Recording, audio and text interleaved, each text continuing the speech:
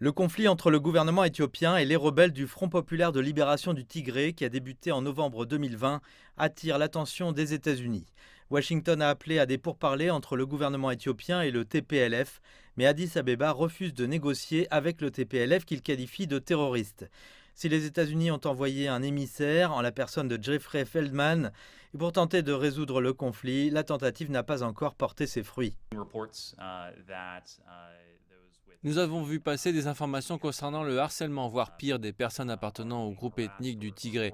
Bien sûr, ces informations sont préoccupantes. C'est en partie la raison pour laquelle nous avons appelé à une cessation immédiate des hostilités, sachant que le risque de violence intercommunautaire reste élevé.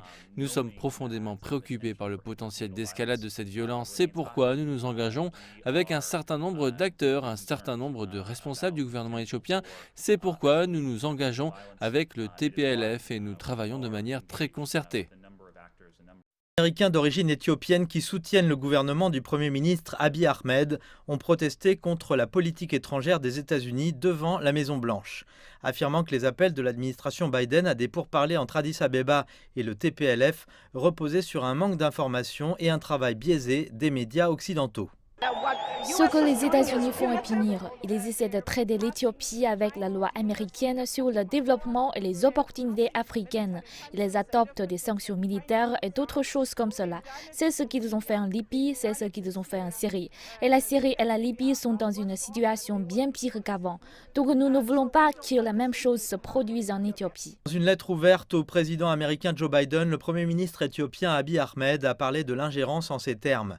Les nations africaines qui se sont libérées des entraves du colonialisme à partir des années 1950 ont continué à résister aux chaînes du néocolonialisme qui se manifestent de diverses manières, qu'elles soient visibles ou invisibles. De fait, le message est clair, l'Éthiopie veut régler ses problèmes elle-même.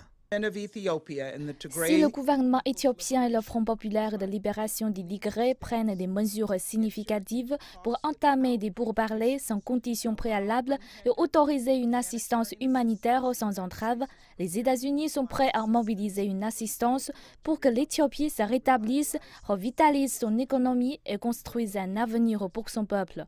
Autrement, nous imposerons des sanctions ciblées contre un certain nombre d'individus et d'entités responsables. Les États-Unis ont déjà demandé à leurs diplomates non essentiels et conseillé à leurs ressortissants de quitter l'Éthiopie. Cet avertissement est intervenu un jour après que leur envoyé spécial pour la Corne de l'Afrique, Jeffrey Feldman, a rencontré le Premier ministre éthiopien alors que les appels à un cessez-le-feu immédiat et à des pourparlers continuent de se multiplier.